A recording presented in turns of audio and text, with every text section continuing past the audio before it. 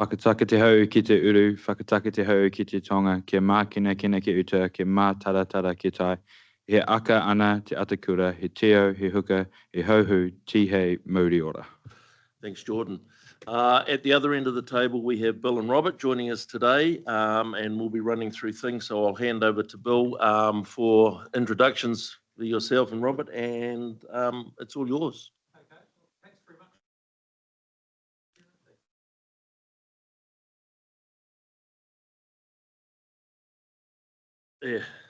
Yeah, sorry, we have.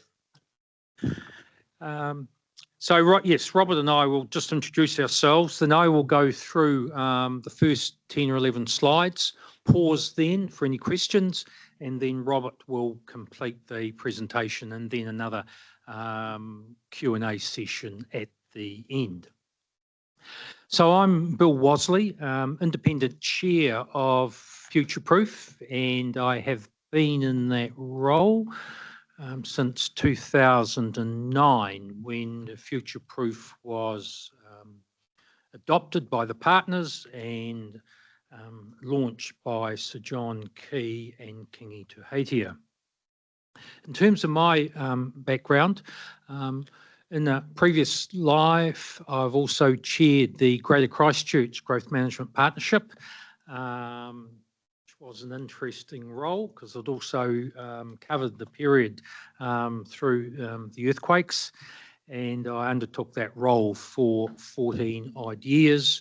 And I had also chaired the Smart Growth Management Partnership in the Western Bay of Plenty for about 20 years. And I resigned that role in 2021 as I was one of the 4 commissioners appointed by the Minister of Local Government to replace the then Tauranga City Council. So I was in that role for 3.5 years, and the City Council reverted to an elected body in July of last year.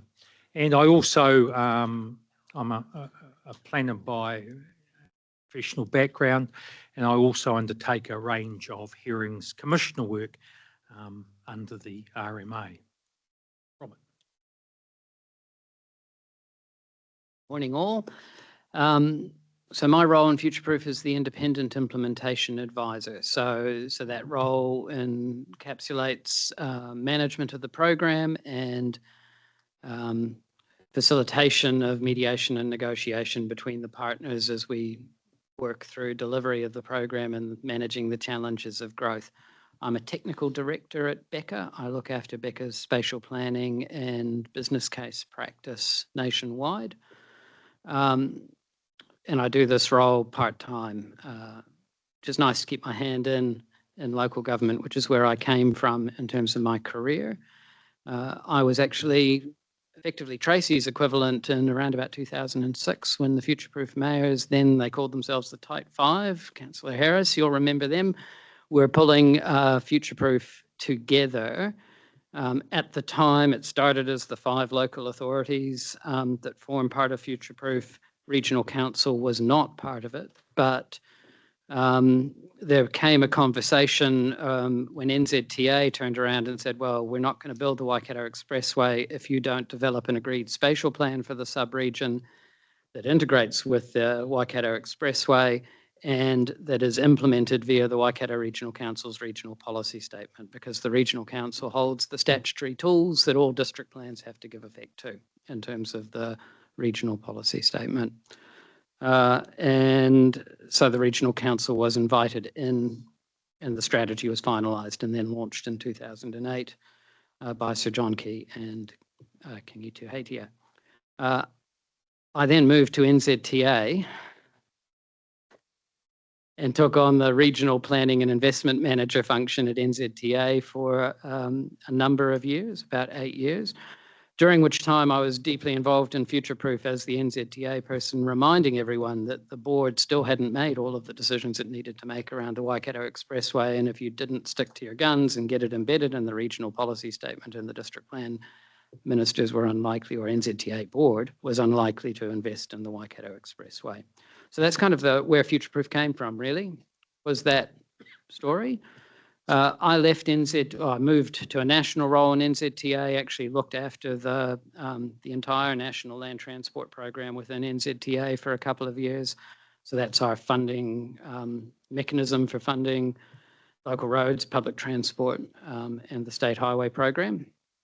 And then around about 2019, decided it was time to come back to the Waikato and moved into a technical director role at Becker, where I've been supporting smart growth, future-proof, a number of spatial planning exercises across the country since then.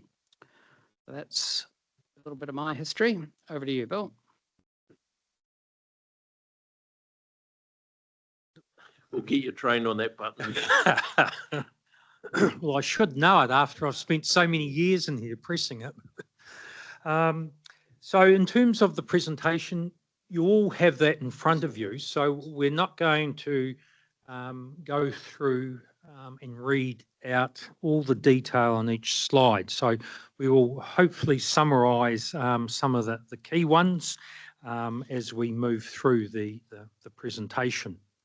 In terms of future-proof, first and foremost, it is a partnership in terms of local and central government, iwi, and really has that key coordination role in terms of growth planning, infrastructure investment across the sub-region, also including two key corridors in terms of Auckland to Hamilton, or Hamilton to Auckland, and Hamilton to Tauranga. And there's some work being undertaken, as you see in the presentation, which Robert will come to a bit further on this morning. In terms of feedback, we've had feedback from a range of government agencies and representatives. And the comment being that the future-proof is one of the most successful and enduring growth management partnerships, as noted previously, going back to 2009.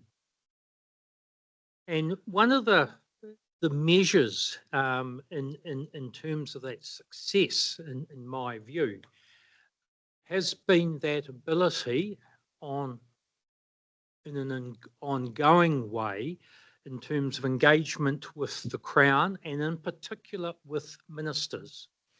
And as an example, in the last triennium, the regular engagement with, for example, Minister Chris Bishop, where, for example, his office has been very keen to set dates and all that for that engagement with future-proof, essentially with myself as chair, regional chair, and mayors on a regular basis. And that's quite important in terms of that sharing, that understanding of ministers have, and officials in particular, of the sub-region and the wider region. The other important part of that desire to actually engage and work through issues, I think, has been the trust that has been developed in terms of trust of the future-proof partnership, that ability of actually having a voice on sub-regional matters, on the key issues, and a single voice by and large, as opposed to multiple voices. Because when you get multiple voices, it's very easy for Wellington to ignore, because they want to talk generally with those who are lined up, and there is agreement on those key issues. So that joined up thinking is really critical.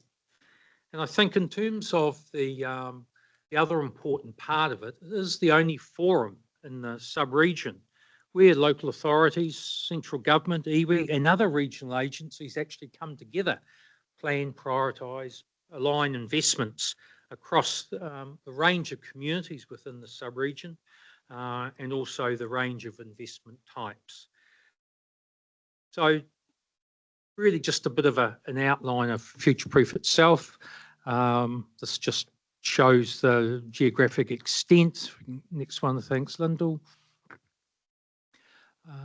certainly the vision in terms of growing sub-region, but also, and this was a key theme certainly in the last triennium, what's good for the sub-region by and large, good for the wider region.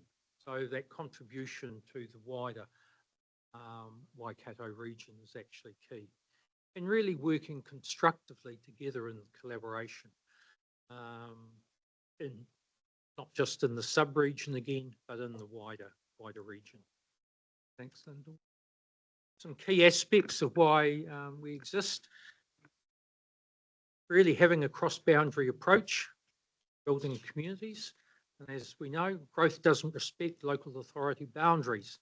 So economies, cars, people, the boundaries very permeable. But a lot of people don't worry at all in terms of the actual local government boundaries. So the role of future-proof is having that cross-boundary approach and the local governments working together in respect of those matters. Secondly, a common evidence base, really having one source of the truth as much as possible. So that's whether local government or the Crown or other agencies using the same information, and whether that's population projections or other information. So that's quite critical. Obviously, integrated planning and investment, and then actually assisting local authorities, government agencies to fulfil their shared planning functions. And an example of that is the development of future development strategies, which are required under the National Policy Statement for Urban Development.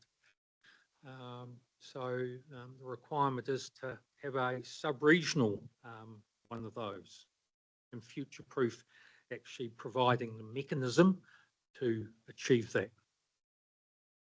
Next one, in terms of tracking implementation of infrastructure.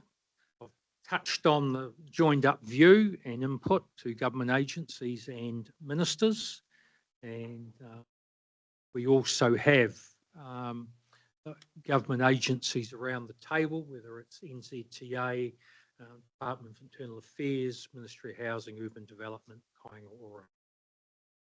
And certainly alignment of local authority and central government initiatives and investments. And an example from the last 2 or 3 years is where partner territorial authorities have opened up areas for urban development, and critical element of their structure planning has been for the provision of schools, and then partner local government invests in the infrastructure, residential development starts to occur, and the schools don't arrive. So that was really assisting, and we've engaged with Ministry of Education and others in terms of getting that coordination and alignment. And I have to say, it is much easier said than done in reality. And the other part, there's been significant, and there'll be an image that Robert will flick up soon in terms of fast track and the amount of fast track applications throughout the region. And obviously we're not involved in all of those, but certainly the number of fast track applications for residential and business land development within the future-proof. I won't go through all of these. Robert's mentioned about the Expressway Initiative. Of more recent times, there's been the commitment in terms of the funding for design and land purchase for the Hamilton Southern Links. Thanks, Lyndall. Just before you jump into this, Bill, did you have a question on what's been covered so far, Keith? I have, thanks, Warren. Just you talk about the southern part. I just when I look at this document, all the focus of Future Proof is around Hamilton, south of Auckland, Waipa, and basically Cambridge. And yet within our region, we have a big chunk there that's not connected in this discussion. So when you talk about southern, are you talking about the rest of the South Island, North Island, or you're talking about the southern part of our region? Oh, it'd be the southern part of either the sub-region or the region, not beyond that. Yeah. Yep. So some work has been done in bringing them into a future-proof scope. Well, and Robert used probably the Hamilton to Tauranga corridor work as an example. Yeah, so we're in the midst of working in South Waikato or in this project as a partner on what is the future land use, demand issues, challenges along that whole Hamilton to Tauranga corridor. So if you think ahead 10 years, I'm getting onto a later slide, but I may as well go there now. Yeah. If you think ahead 10 years, Tauriko bypass is finished on the Tauranga side of the hill, Cambridge to Pierre is finished. NZTA tell us the travel time between Hamilton CBD and Tauranga CBD will be consistently reliable at about an hour and 15 minutes, sometimes a lot quicker. You can imagine how much that proximity will potentially drive demand for growth in Matamata, Tirau, even Tokoroa. Just the proximity to ports and markets. So we're working with South Waikato District as part of the whānau to understand what the implications might be for land use and come up with some plans how we might incentivize development into the areas that those councils can support. And so that work's underway at the moment. Logically, it kind of speaks to you grow and you aim to grow your development in Tirau and Tokoroa and that stuff that's coming rather than creating new settlements. And the same in the western southern quarter. I think Bill's going to cover that, and Robert's going to jump into that further through the slideshow. So let's let them get to that space before you try and preempt the discussion. Yeah, thanks. Okay, it's just a list of those in future proof in terms of the 5 local authorities, but also including Auckland Council. And we have, for the last triennium, had Councillor Andy Baker on the Future Proof Implementation Committee as an Auckland Council representative, and that's certainly been helpful, both in terms of transport matters, but also in terms of growth management in the northern part of the future-proof sub-region.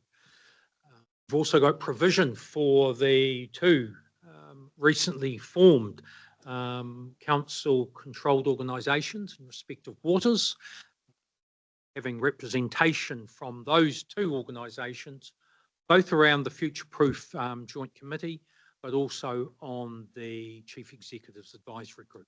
So actually, and that's important both in terms of helping implement the growth pattern, but also in terms of those 2 organisations clearly understanding and being part of the establishment and implementation of the overall strategic direction for growth management of the sub-region. We have, as I noted, the Crown agencies and also iwi around the table. And iwi have also been around the table since establishment in 2009.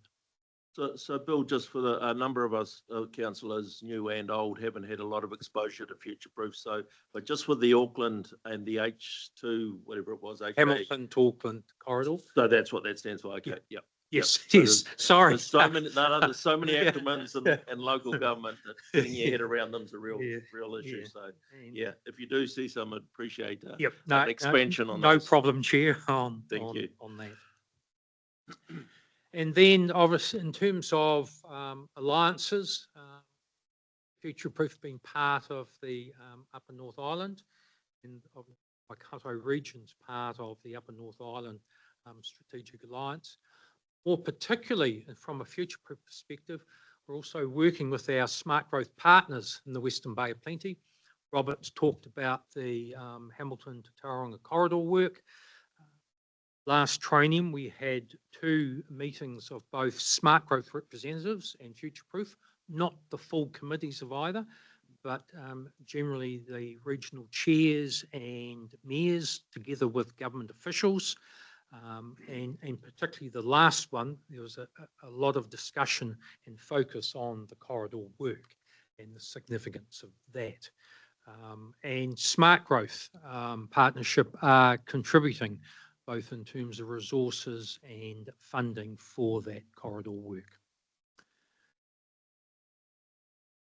Lyndall. And then a range of special interest stakeholders. And Robert and I have been going around the traps in the space in more recent times. And we've also had some of those organisations come in and present to the implementation committee. But as an example, we were engaged with the Sport Waikato representatives a couple of months ago. And they have a list of infrastructure that in that recreation and sporting space across the region. Future Proof also has within the strategy and implementation plan a list of relevant infrastructure.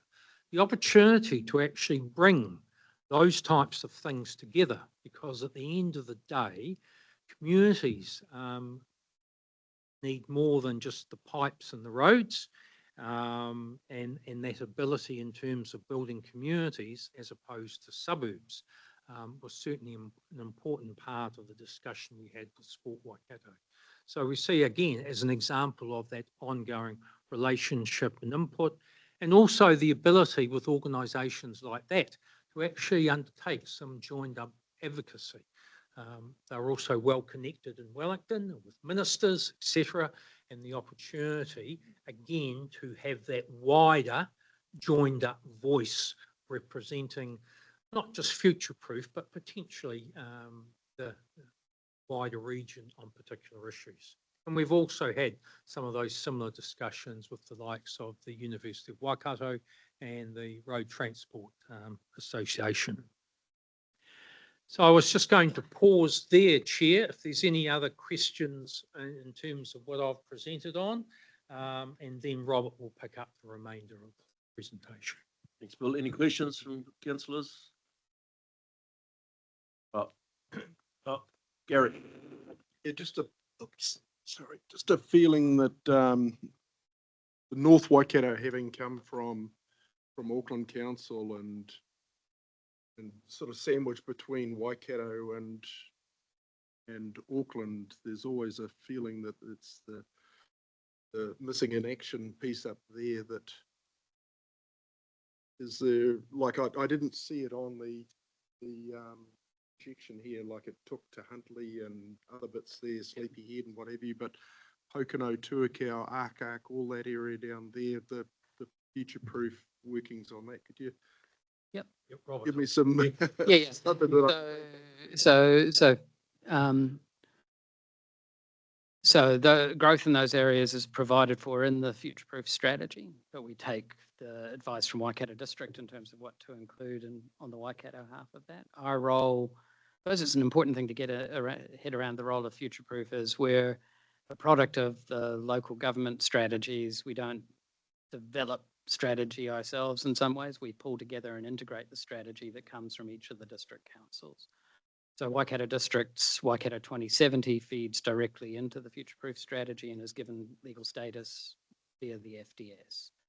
In terms of our work program, the Future Development Strategy, in terms of our work program, we have been doing some work mostly around public transport connections between the communities in the North Waikato and Auckland, and we're just getting into quite an interesting conversation at the moment about freight connectivity from the old Franklin district across to the ports in Tauranga and Auckland, and the challenges being created by growth in Pukekohe and more laterally in Pokeno and Tuakau to that kind of freight journey. So we kind of lean in where we can help. And there will be some work coming out on that freight stuff in the next triennium, I hope. The other piece of work that is of interest to the future-proof partners is obviously the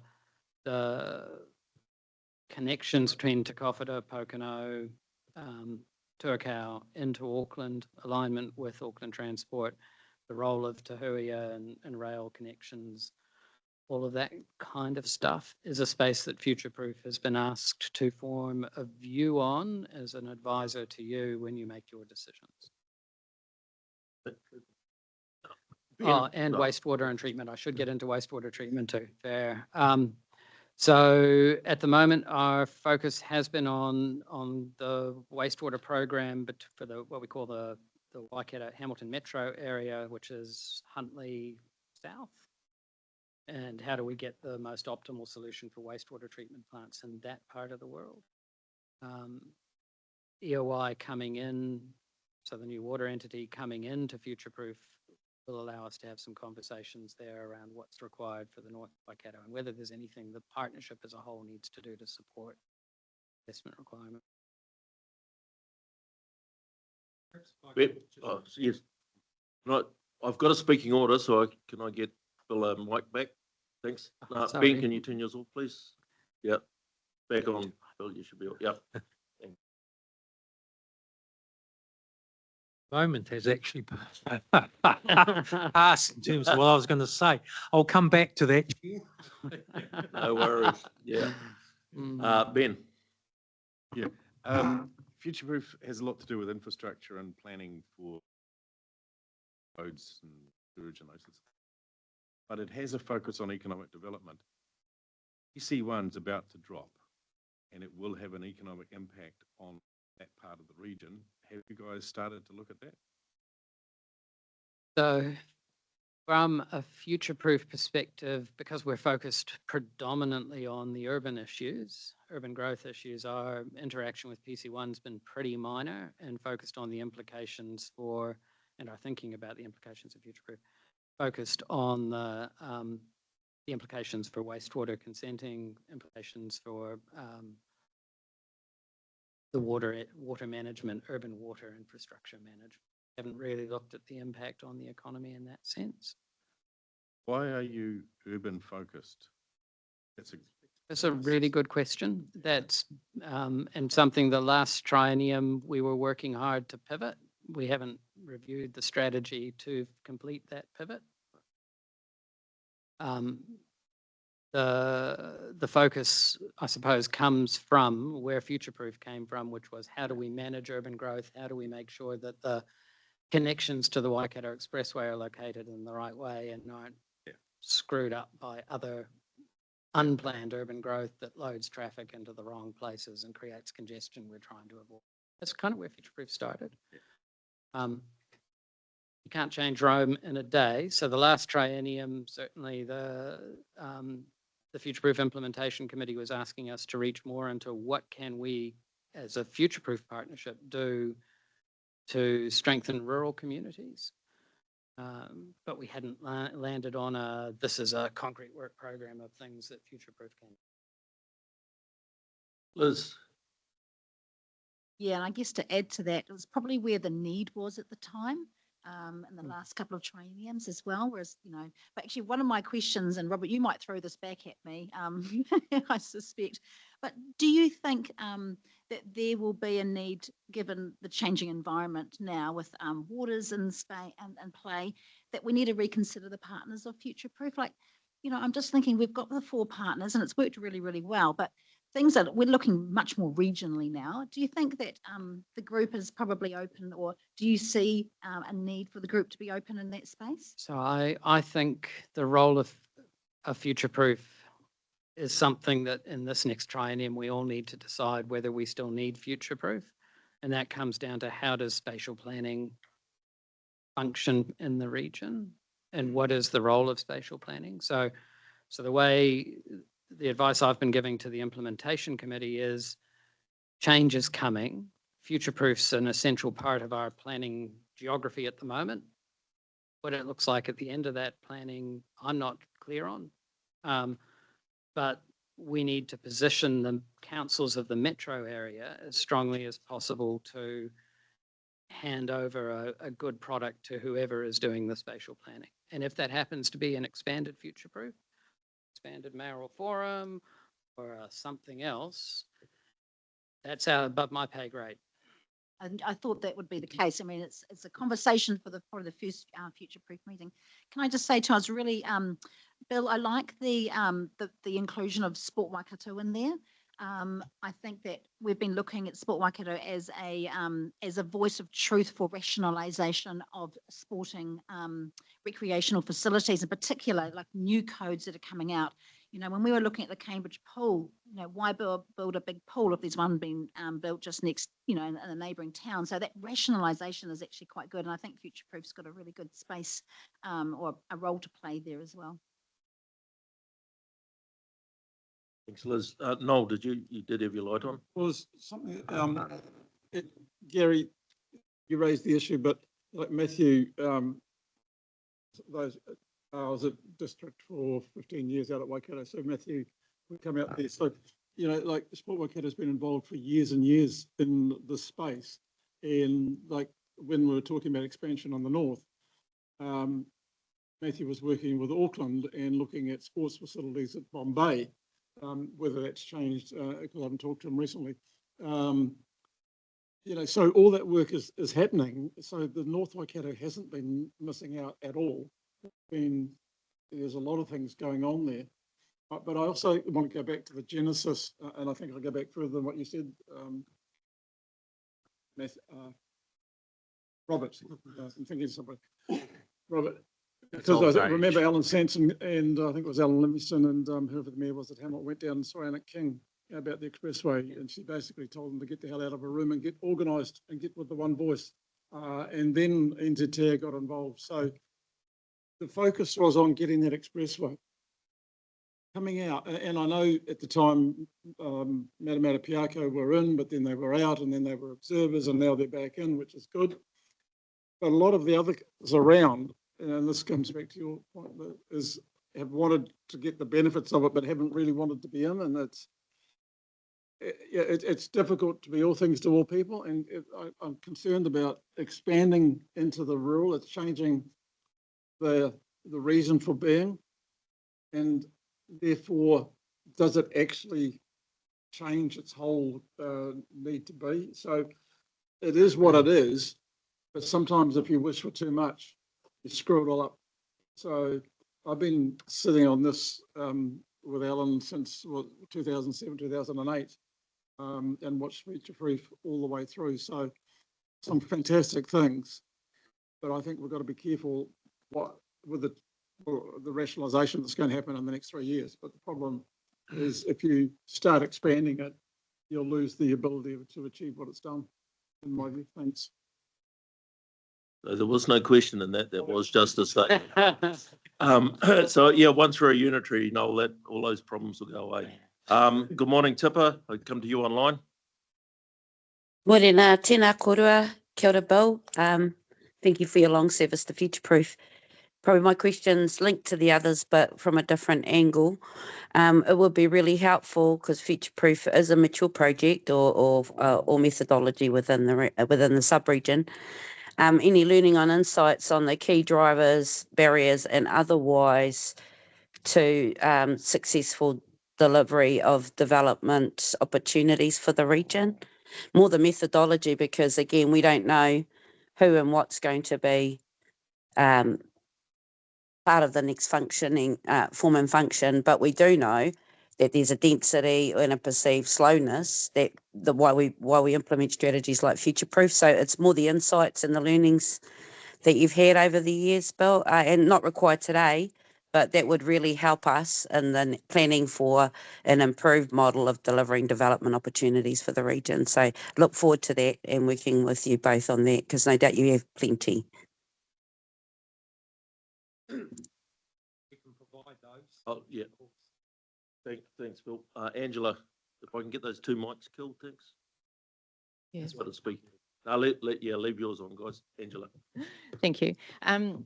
Yeah, good to see you both again.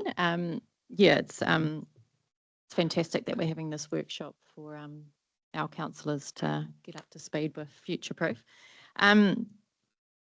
Yeah, and I agree that the sub-region is important, especially in relation to the rest of the region as well. But it's really those inter-regional connections, north to Auckland and east to Tauranga as well, that are especially important given our strategic location. Yeah, and it was great to meet with Smart Growth at the end of last Terranium. Yeah, I was fortunate enough to be at the table there as well. And yeah, just keeping those communication lines open is really important for those infrastructure corridors as well. My question on this first bit would be, how can we, north to Auckland, especially given all the growth that's planned in Drury, South Auckland, how can we have a little bit more influence? It's great having Andy there, but you know, how can we have a little bit more influence with Auckland Council as we did meeting with Smart Growth? I know we've got UNISA, but yeah, where do you sort of see that sort of thing heading? Okay, Bill and I are trying to do, who's going to comment on this? So we haven't, how do I put this? One of the principles that we've taken to Future Proof is not weighing in where there's already another entity that's having those conversations. You know, we don't want to duplicate work that's happening through other partnerships. So there's probably in this triennium a really good conversation to have in terms of the role of UNISA and whether there's a gap that needs to be filled, or whether UNISA and then Waikato District with its direct relationships to Auckland Council adequately cover what needs to happen in terms of those boundaries, or whether Future Proof can add value. So it kind of comes back to the Future Proof, the resource in Future Proof is not bottomless. Effectively, you've got 2 part-timers, a full-time coordinator in Lyndall, and then whatever staff you provide us. That's the Future Proof resource and kind contributions from the council partners. But we have to prioritise quite brutally what work we do within the resource. Yep, no, that makes sense. If I could just add to that, Yeah. I think there is opportunity though in terms of greater feedback in terms of NISA activities and Future Proof. I think in terms of the Future Proof committee, is much wider than UNISA, so that ability to actually have a greater understanding of the projects, the focus and activities of UNISA would be extremely helpful, particularly going forward triennium. Changes that are likely. Yep, no, that makes Leave sense. that mic on, Bill. Look forward Yeah, to just leave it those conversations. Cool. Robbie. Robbie, your mic, please. Going back to Ben's question about PC1, I know you don't see it as in your lane, but when every I think the statistic is for every 1 person that's employed in agriculture, there's 4 urbanites working behind them. So it is important. And, you know, if you look at Highway 1, there's at least 4 to 5 dairy factories on State Highway 1. So it is a major part. There's freight, there's everything else involved in that. So I agree with Ben that it should be a scope that you understand of the effect that could occur to the Waikato economy. So I'm just getting to that point. I don't think you have to be all over it, but you have to understand the effect of how this could affect especially the Waikato catchment in the next 20 years. So Yeah. I'd come back at you then. Where do you see Future Proof's input into that, or not? Or Well, it's if they're just an doing, understanding? no. But if it's just an understanding, because it's the strategy. If you're designing the strategy and there could be a economic cost to that catchment, that changes your whole strategy. Now, I'm just putting it out there. No. It's just something you have to in the background that you should be thinking about. It is. It shouldn't yeah. be your total core direction. I'm not saying that. Certainly has to be in the context. Yeah, And I would that's what hope, I'm getting I would to. hope that our elected members who sit around the FPIC table are bringing that kind of context to their decision making. Well, mayors and that don't know anything about it. That's, and others, Yeah. that is, that's, Yeah, general comment. yeah. Tracy, Tracy, you perked up over there, so, Robbie, can you kill that mic? Thanks. Up over there, so I thought perhaps you might. Yeah, thanks, Warren. have And input. I think somebody, you still hold the record. You mentioned Plan Change One about, not today. You still, Yes, you did. Yes. yesterday you had 12 minutes. That's still the record. Majority rules. Yeah, if I can just make a couple of comments about Plan Change One and Future Proof. So really important, each of our Future Proof partner councils were appellants to Plan Change One. They know about it. They've known about it and they appointed somebody to the group that developed Plan Change One. So there is a knowledge. What we don't have, and that's ourselves and our territorial authority partners, is just where it's landed now. So there will need to be feeding back the Future Proof Partnership and saying, hey, this is where it's landed, this is what it means. Importantly, understanding the direct and indirect linkage to Future Proof. So indirectly, Plan Change One is focused on the non-point source discharges, but there is a policy in there that relates to point source discharges. And we're all, both Future Proof, Plan Change One is under the umbrella of Te Ture Whai Mana. So there is definitely the link back into Future Proof, but as Robert said, that link from the Future Proof model into the future is really what we need to focus on, particularly around spatial planning and that preparedness. But there is definitely that infinity loop, as Robert or Bill said, you know, the only reason why the Future Proof sub-region is successful as the rest of the region. The only reason why the rest of the region is successful is Future Proof needs to be successful. So there's a really close relationship there. Thanks for that input, Tracy. Gary Raymer. Yeah, just so building on, I suppose, what probably those others are spoken about. No. So it's more, yeah, so it is about the economic impact. So, you know, on your reporting, you know, who do you report on, you know, the impact of what you do to our local economy? So, you know, is there a, do you have target or measured KPIs around GDP growth for impact and things like that? You know? Great question. So in the last 2.5 years, that's been getting some actual reporting on Future Proof has been a real focus of mine. So I've been in the role for 2.5 years. And there's a few examples of some of the reporting we do. Most of our reporting to date that we've been able to get underway is to start with reporting on the stuff that we said we needed to do in order to deliver the strategy. So the critical infrastructure that is required to deliver the settlement pattern that is part of Future Proof. Are we investing in it? Are we delivering houses, which is our most important indicator at the moment, it's the region for Future Proof in the role the strategy sits in. So I don't report against GDP right now. We have been looking to report on good dashboards that actually we can tie back to the specific activities of Future Proof, which, you know, the stuff in the strategy, houses, travel time reliability on the transport network, because that's lined up and requires lined up investment between local authorities in the region and NZTA. Hectares of industrial land that are enabled and able to be used. Those are the kinds of things we're reporting on at the moment, which we can tie back to the strategy. It's quite a long bow to say the strategy is driving GDP growth, because its purview is relatively. Thanks, Robert. Keith, do you have a question? Yeah, Robert and Bill, yeah, really appreciate this discussion and interface. And credit to the work that's been done. I think the major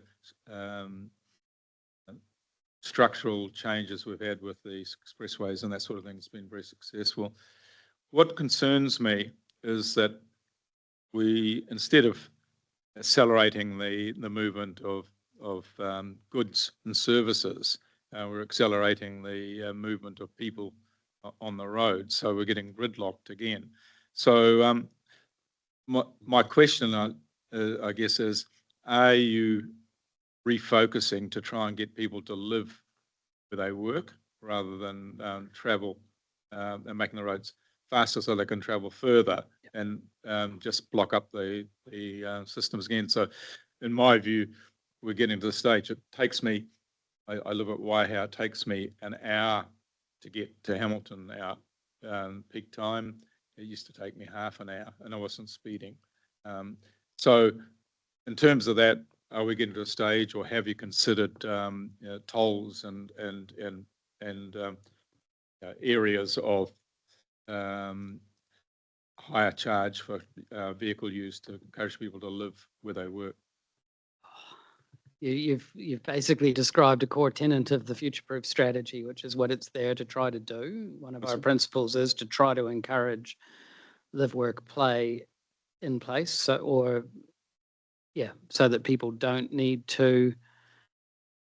They can choose to, but they don't need to travel long distances to get to work and get caught up in congestion. And if they do have to travel, they've got choices. They can public transport, they can whatever it is that you need. So the future-proof strategy covers that. Our transport program observes quite clearly that Hamilton, in the Hamilton area, Hamilton metro area, we will need some sort of road pricing sometime in the next 30 or 50 years to encourage that kind of mode shift behavior.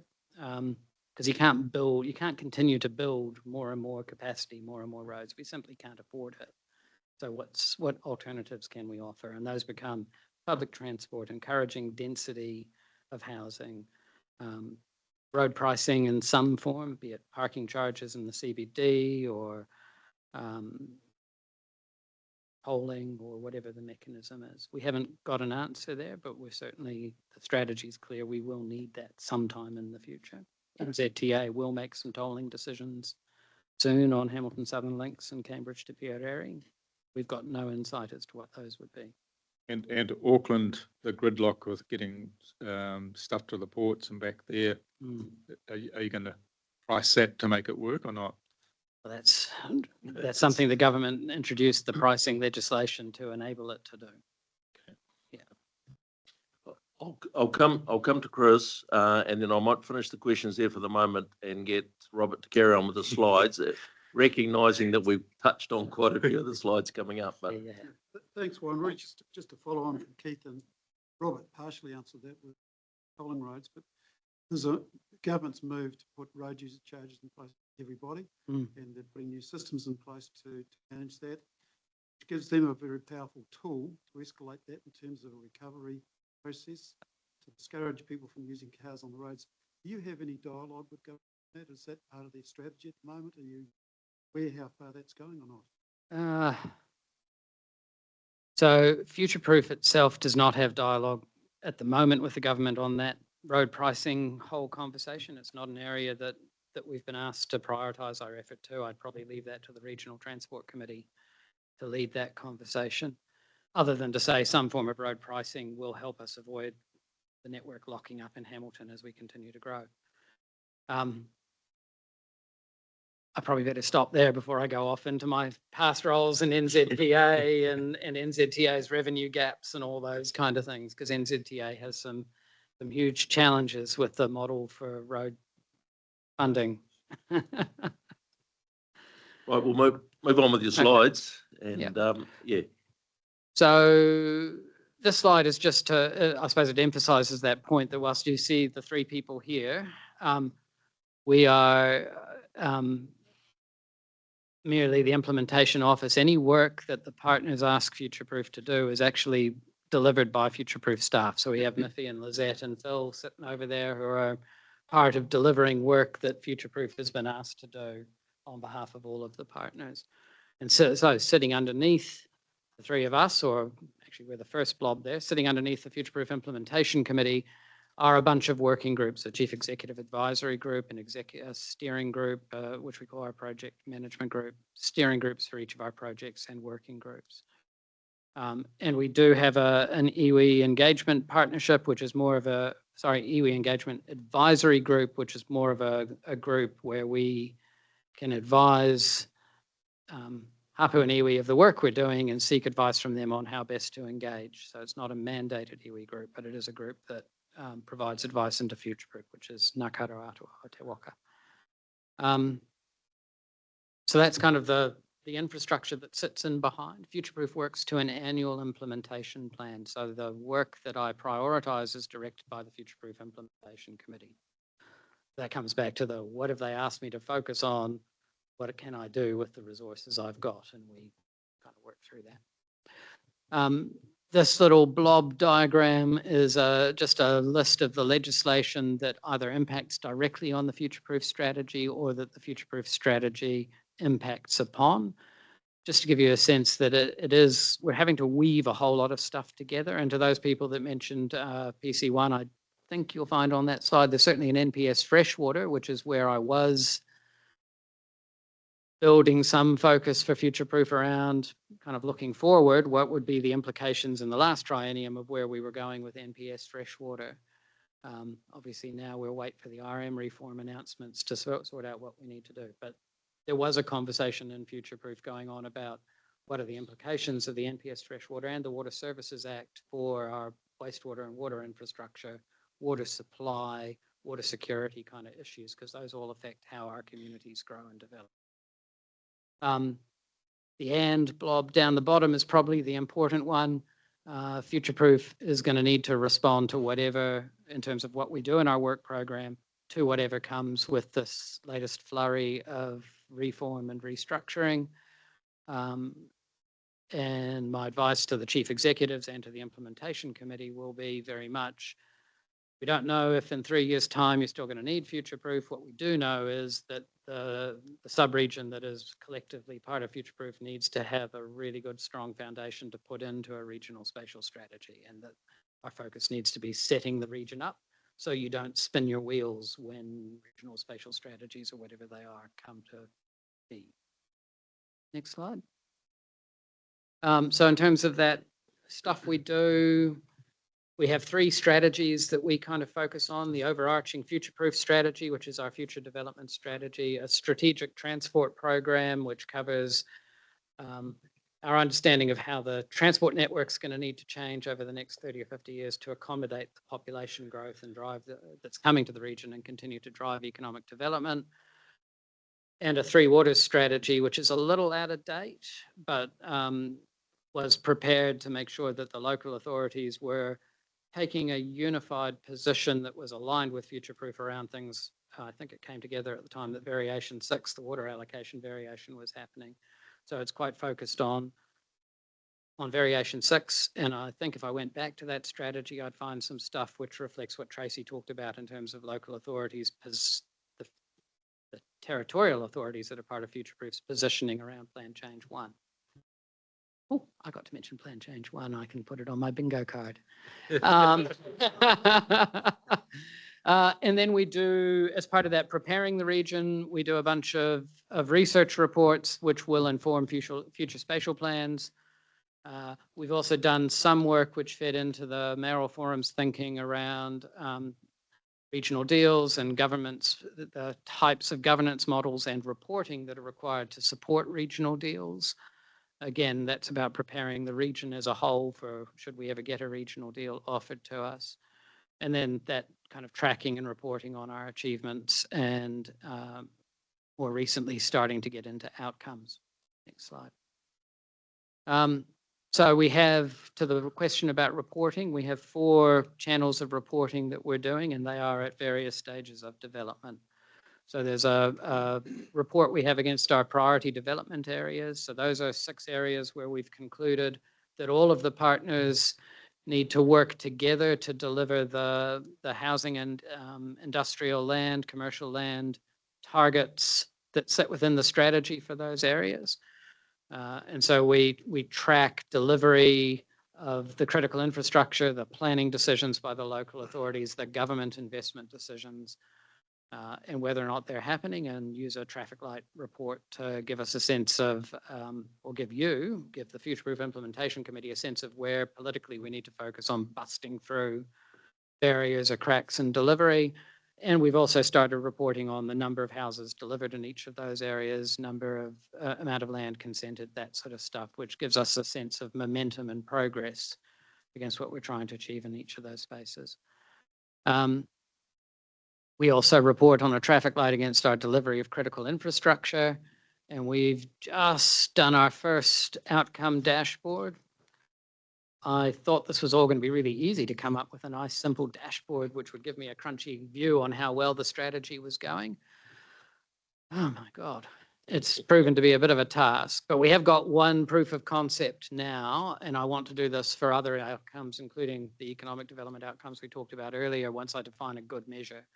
This particular graphic, which will go on our website, it picks up on each of the core bus corridors that service the metro area. So that includes the bus services out beyond Morrinsville and through to Tokoroa. And it focuses on the reliability of the bus service. Reason we picked reliability, it's a way of reflecting on are the local authorities making their infrastructure investments, which mean there's capacity for the buses to move fast, and has the regional council got its contracts right so that there are the bus drivers and the services are turning up predictably on time, kind of stuff.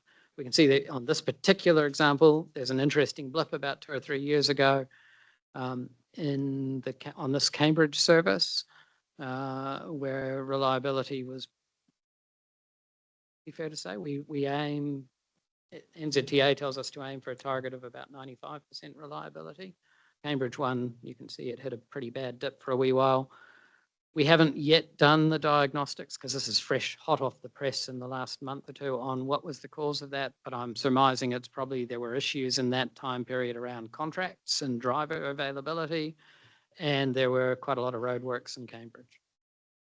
So at least we can start reporting on that stuff and create a conversation at a political level about, hey, we're really worried about this bus service, this corridor's reliability. What more do we need to do as council partners to achieve an efficient transport network? So bus reliability in that sense becomes an indicator of the efficiency of the transport network. It's another way of measuring congestion in a way. Our strategic priorities, with this government, we have pivoted very strongly to focusing on how can we help this government achieve its Going for Housing Growth agenda. And so a lot of our work program at the moment is prioritised around supporting the government's agenda there. Roads of national significance, again, a lot of our work program has pivoted to focusing on how do we support the NZTA to make the right decision over Hamilton Southern Links, and how do we get the NZTA to prioritise all of the other investments that local government is going to have to make sure Southern Links works. Because it's not just a road, it connects to local roads that are going to need to be expanded, widened, built, that kind of thing.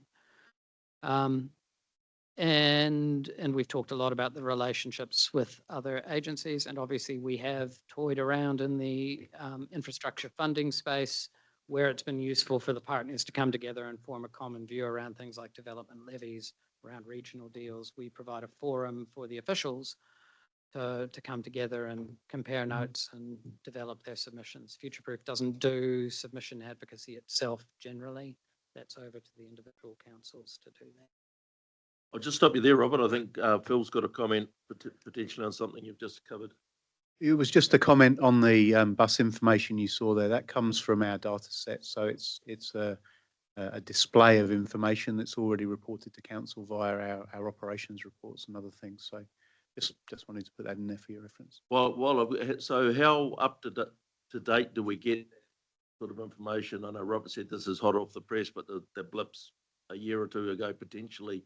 So this tool is new, but the information has been coming to the Future-Proof PT subcommittee every meeting over the last triennium, and will be coming to your new transport committee as well as to that PT subcommittee going forward. Thank you. Thanks, Phil. I suppose that re-emphasises the point. Everything Future-Proof does comes from a local authority prioritising the resources to support future-proof doing that. I just want to pass a comment. Part of that supporting growing for housing growth has been working out how we as a future-proof can help the partnership can work together to deal with fast-track applications and to help those fast-track applications be successful. So first map, just remind ourselves this region seems to have become a bit of a magnet for fast-track development applications. Your team and the council teams are responding to probably more than these now because there's a whole lot which are in the pipeline. Future-proof, as a partnership, we worked out that the place we could add value, next slide, Lyndall, is the fast-track applications that affect more than 2 future-proof partners. And so that quickly drops down to the fast-track applications that are located around the Hamilton periphery metro area, which is what this map is of. Just to give you a sense of scale, if all of these fast-track applications that are on the map are granted, then the urban area of Hamilton will increase by 11%. That'll be land that is zoned for housing and industrial use around Hamilton will increase by 11%. And there will be potentially 10,000 plan-enabled houses added to the settlement pattern, which already had a 30-year supply of land for housing identified. So quite big, quite focusing of the attention for all of the councils. Questions about which water entity, if any water entity, is going to service development here. Questions about the impacts for many of these ones on the periphery. They lead into rural drainage networks, so the impact on the drainage schemes that you administer and how we manage those. Impacts on the transport network, but also positive effects in terms of we've got land enabled for housing. With that amount of land enabled for housing, the idea is the price of housing will go down, see if that works. But also a certainty that if industry wishes to locate in the Waikato, it's got serviced industrial land that it can locate on, doesn't need to shop around. Our goal in working together as a partnership is that for each of these applications, when they lodge their final applications with the EPA, that we've agreed all of the resource consent conditions before they lodge. So they submit an application that we can support, rather than us being caught having to respond and raise concerns about the application and that sort of stuff. So we have a collaborative process set up, working directly, MOUs and that sort of thing with most of those developers, and we're negotiating with all of them. So is that a mechanism through the district councils that's in place? So the applications are now to the EPA. The law says that the EPA is only required to engage with the relevant local authority. The relevant local authority is the local authority who holds decision-making rights over the location. So all of these ones, even though they connect to all of Hamilton City's infrastructure and services, Hamilton City is not the relevant local authority. There is no obligation for the developers or the EPA to speak to Hamilton City. So we use the future-proof umbrella to bring Hamilton City into the conversation so that the impacts on ratepayers and developers can actually be considered. Keith, Yep. Thanks for that, Robert. Just a question about the industrial development. And I'm conscious that industrial development has different connotations. So you can have industrial area that has a high need for waste management, and you can have areas without that don't need it. And so in terms of that, are we giving any directive in terms of the area? So like it'd be a hub for high tech or a hub for really messy stuff, and a hub for something else, or we just randomly saying this is for industrial, you sort it out, and then we've got all sorts of neighbourly disputes in the future. Yeah, oh, what a fabulous question. So the current system is set up where it's laissez-faire. You open the market up as long as there's water available. We are trying, the previous implementation committee were keen to see us bring economic development thinking more strongly into the settlement pattern to do exactly that, to say, all this land, I'll get to it a little bit when I talk about the North Waipa study, all this land around Hamilton Airport, should it really be big box retail, or is there a better economic development outcome that we should be trying to incentivize by picking an industry or a group of industries that we want to encourage to locate there? So we're asking the stakeholders exactly that question now. And it kind of comes back to a little bit to Councillor Tipper's question about learnings from spatial planning. Spatial planning in New Zealand is right now largely driven by how much land do we need for housing? How much land do we think we're going to need for industrial development? To me, spatial planning is much, much more powerful tool if you're actually using spatial planning to drive your thinking around economic development and linking economic development strategy to spatial planning. We haven't really got a strong economic development strategy in the region or the sub-region that I can respond to at the moment. If I had one, then I'd be doing that. And I said at the moment. And I think the only way some of that influence of what occurs in some of those industrial or business areas, Keith, is really through the district planning processes that each of the district or city councils have. So that's probably the only thing that influences the nature of some of that. Although you could, if you made that pick, and we had started talking about in the Mayoral Forum's regional deal proposal, the creation of special economic zones for particular industries. So like Tokoroa, why would it not be a special economic zone for wood industry, wood technology, biofuels, that sort of stuff? Conflict of interest, I've done some work from OG looking at that kind of concept. That's what a spatial plan could do, and drive a much broader conversation about what are the other incentives that government and local government can utilise to encourage those industries to turn up in that particular. Use the mic, Keith, because we've got people online. The airport, we've got an aviation industry there. We could be building drones and all that sort of thing. So it's just a huge opportunity if we don't, but there needs leadership and direction. Slide about that coming up. There's only a few more slides. I might actually get Robert to finish, and then we'll come back to the questions, and then we can wrap things up. Yeah. So other projects, I've talked already about the Hamilton to Tauranga corridor. What's the impact of those big transport investments going to be on the potential for growth demand in the communities along that corridor? Matamata's got some interesting questions to answer in terms of, do we encourage growth in Te Poi and Hinuera and therefore have to service it, or would we be better to encourage that growth to occur near to our existing centres where we already have services in place? That's the kind of question that strategy will get into. There's a team of people, including South Waikato District Council, meeting somewhere upstairs to develop recommendations for the finalisation of that strategy now. Next one off so that comes to Future Proof Implementation Committee in February, and then they'll hopefully endorse the recommendations and pass those on to the local authorities. Spatial studies, we have a strategic study that we're engaging on at the moment in the North Waipa, South Hamilton area. So that's partially a response to Southern Links and the increasing certainty that it's going to be built. But also when we did the FDS hearing, there was a developer in the southwest quadrant of that triangle that came to the future development strategy saying, rezone 1,000 hectares of my land for industrial development. I'm going to put a big waste incinerator there and a whole lot of other things right next to the airport. That caused the implementation committee to say, there might be a better use of that land, and maybe we should have a vision, a master plan, an economic view of what we want to achieve from that area.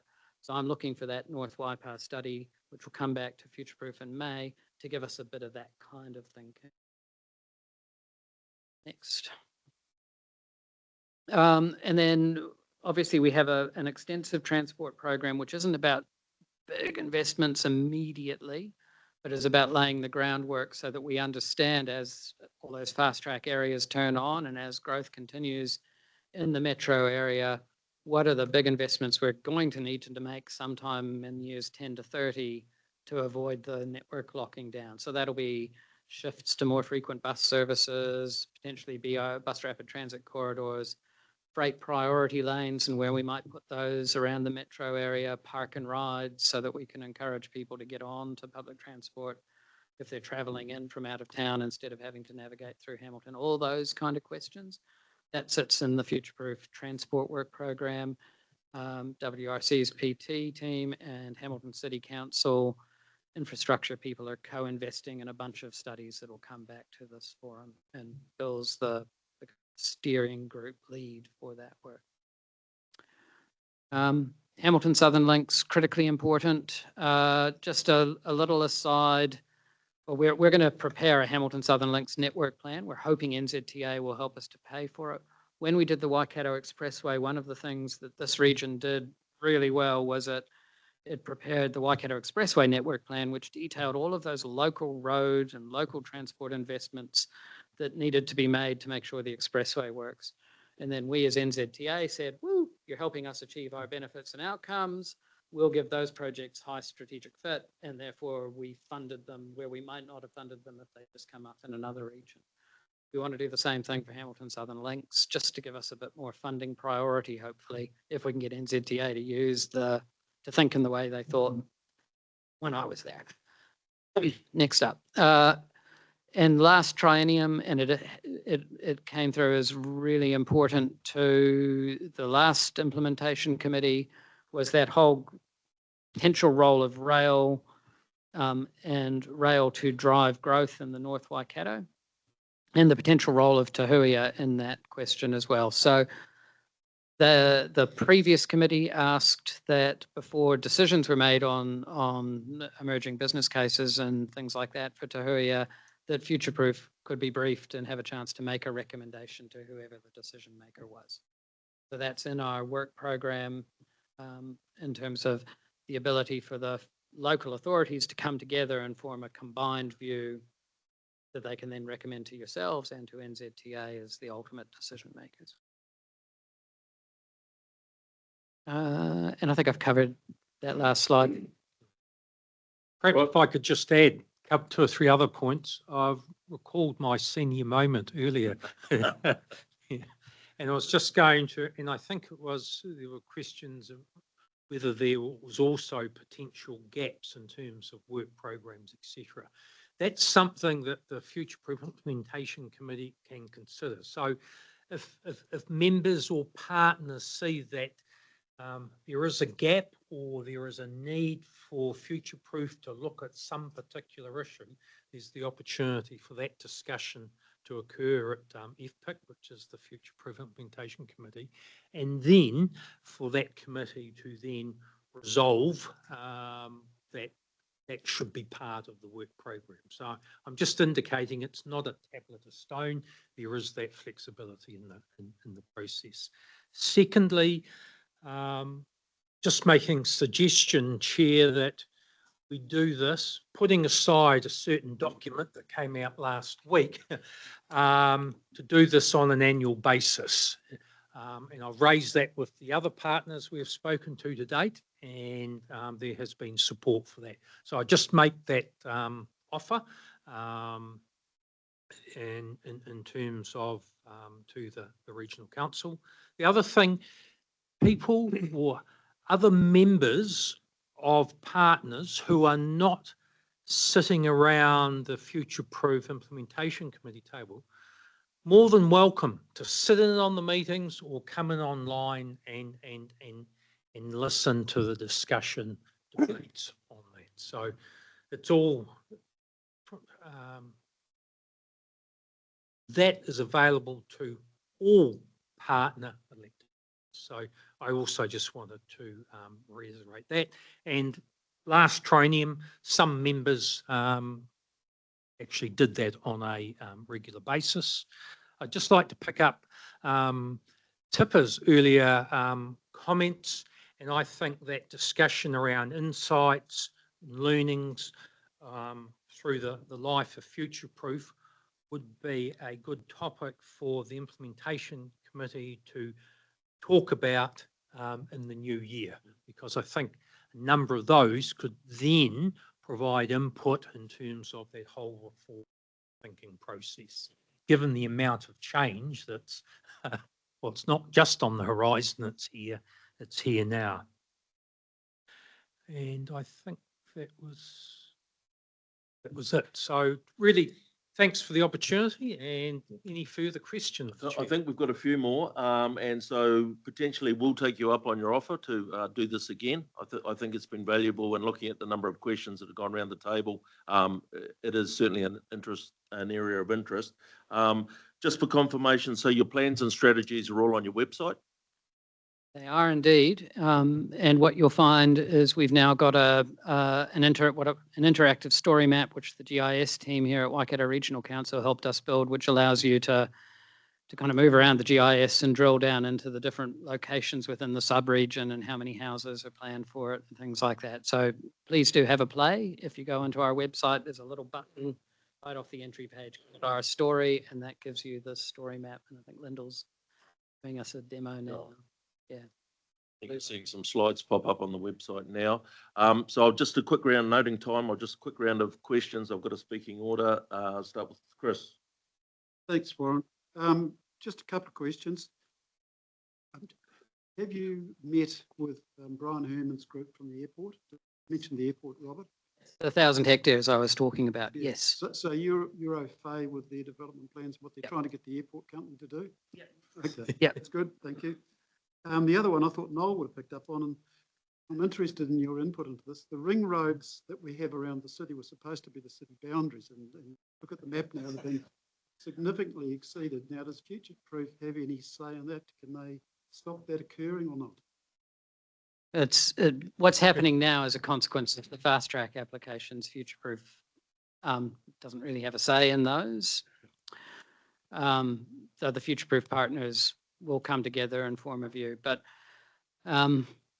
yeah, putting my old NZTA hat on, that was definitely the design principle around the expressway was that it was an interregional state highway and was not to be used for commuting. So the more we get growth on the other side, the more you're going to see that it is used as a commuter. You know, you get on at Green Hill as you can, drive down to Ruakura because it's now a nice temp. That was not supposed to happen in the design, and it will affect the efficiency of the expressway. The interchanges have not been built to be used like a motorway. So it will drive. There is a cost consequence of that, which hasn't really come through yet. It will drive the need for NZTA to go back and rebuild a bunch of those interchanges to create enough capacity. Well, there is a cost consequence. If you go to the field days, you'll see it immediately. Yeah. Liz. Yeah. I'm just going to make a comment that when we did our Future Proof refresh last year, every developer in the Future Proof region came and submitted, and of course, that's really their only opportunity. So Brian was there, but every other, we had Matamata, Piako developers, we had them all. So that was interesting. And look, I didn't have anything else that hasn't been covered. Thanks, Liz. Gary. With the development in the north, you know, with the industrial land that's available around like Tuakau, where I come from, and going to your last slide here, here with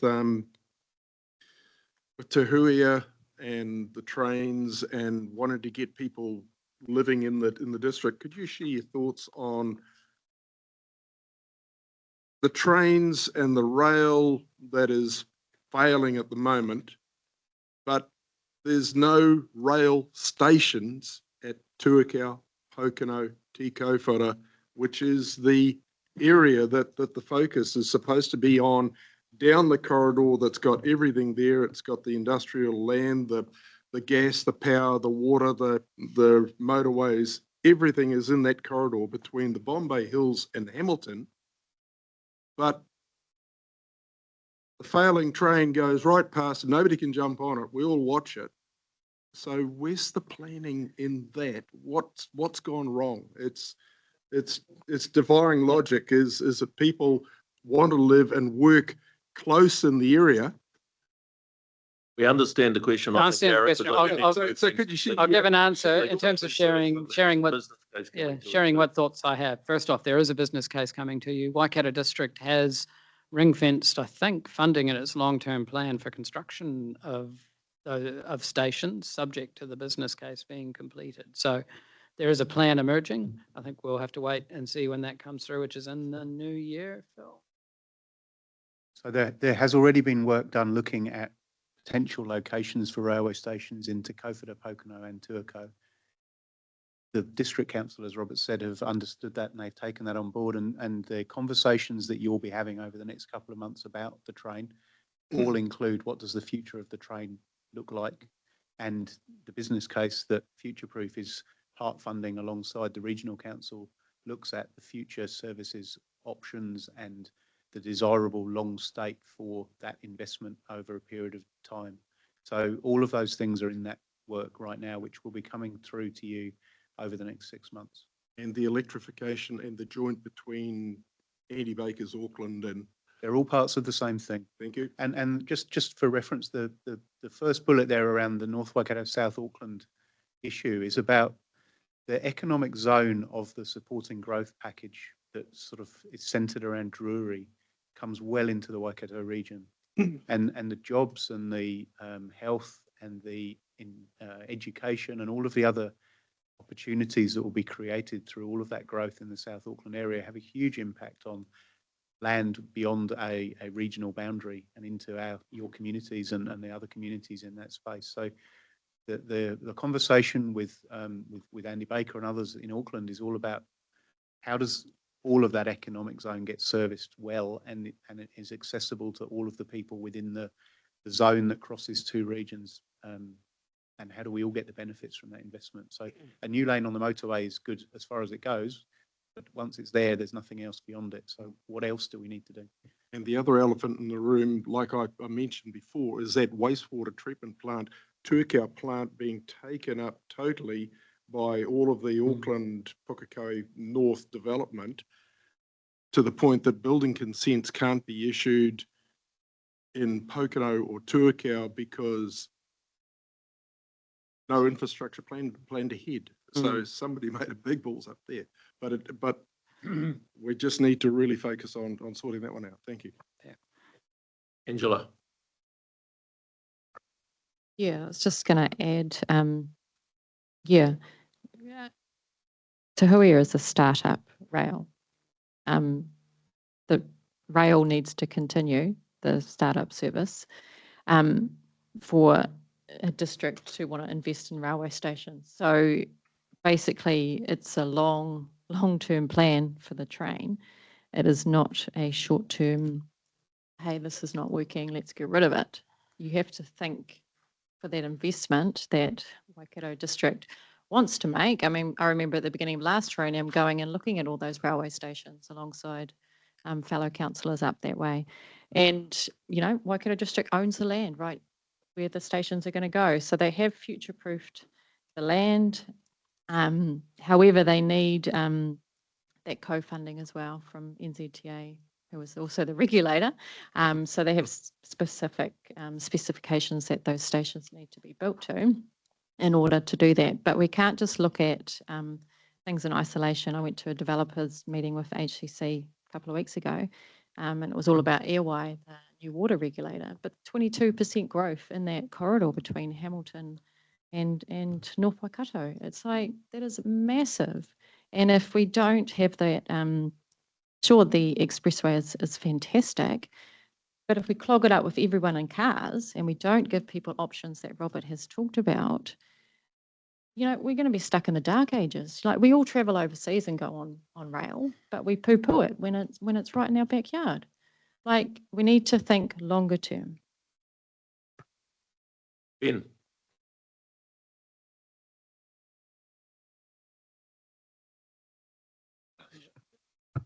Yeah, this is a question for Bill. I just wanted to use your background in Commissioner at Tauranga, et cetera, and to ask you, this is going. how much will the future-proof model lead to the development of unitary councils in the Waikato, and do you have a vision for that? Thank you, Ben.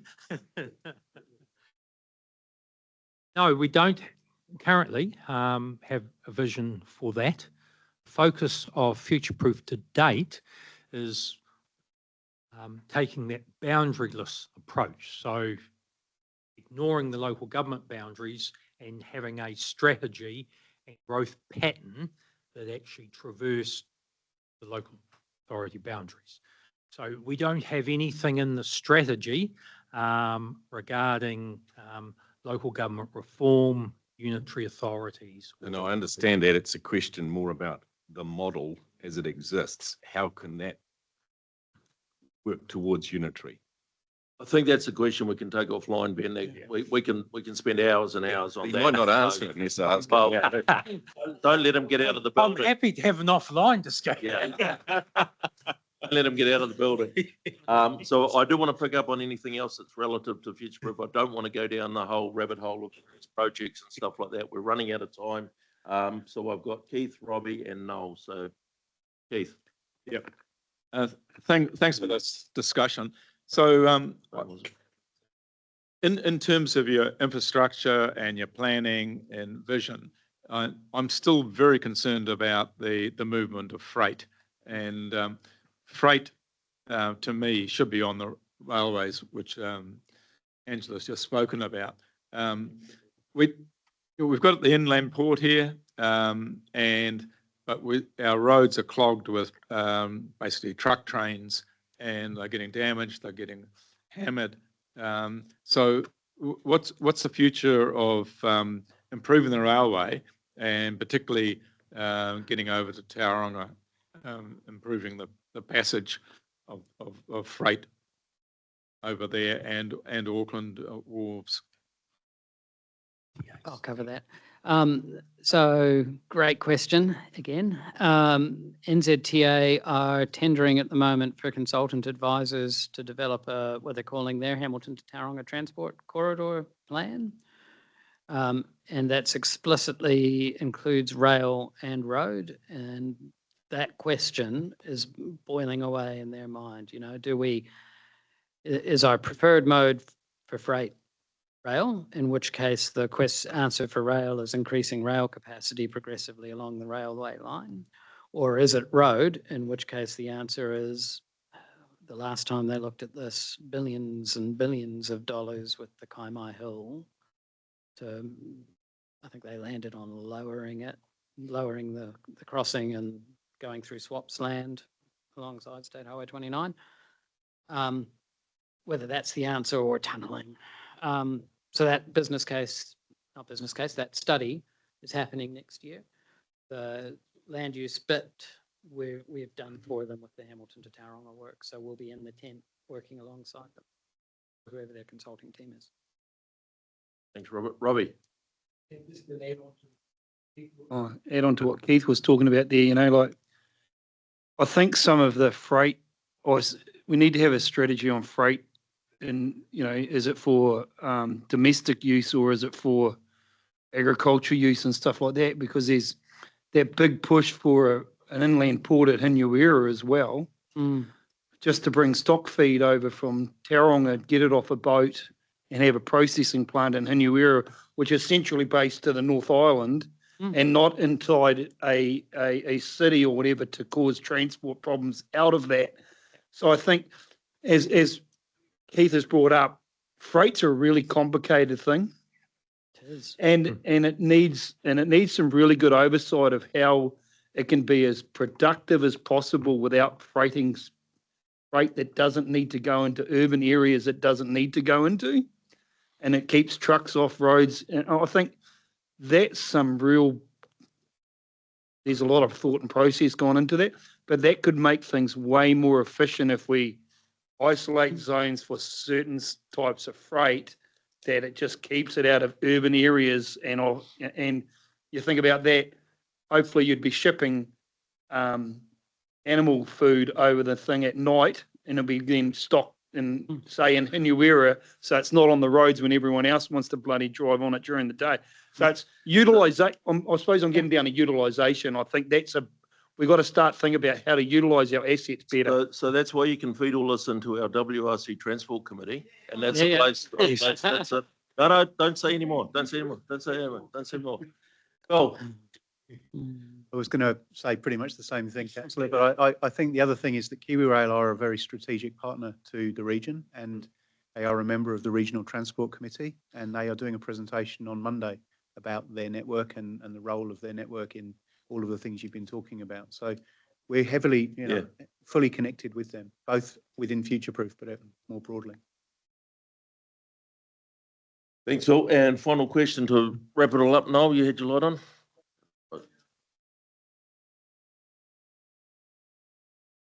Thank you.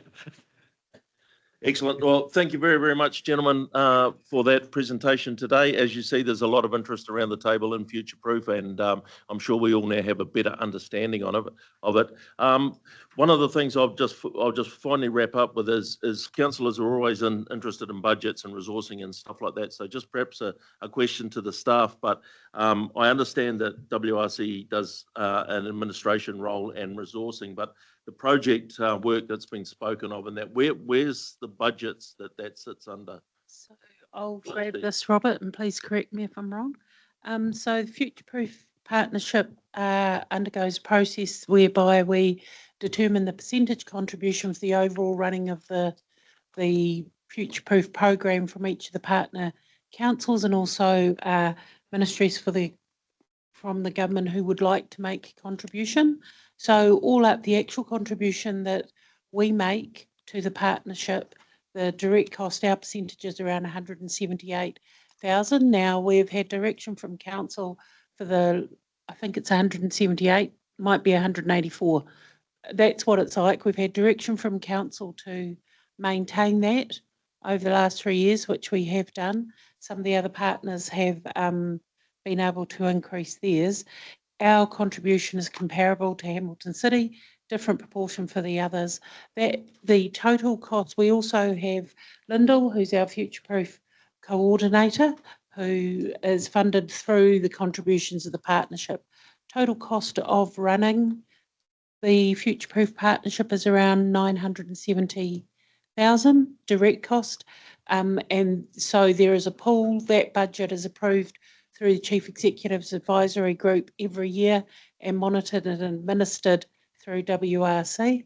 And as Robert said, there's staff time being predominantly Lizette, Miffy, Phil's team that's contributed to and is allocated in our budgets. Thanks for that clarity, Tracy, because I'm sure it'll be a question that will come up sooner or later. So once again, thank you, gentlemen, for the presentation today. Staff that have been here in the room with us. Travel safe. Hopefully your trip back to Tauranga takes less time than it took over. And yeah, we'll look at scheduling another meeting in the future for a roundhouse discussion. Excellent. Thank you. Thanks. Guys, we'll take 10 minutes. I'm not sure whether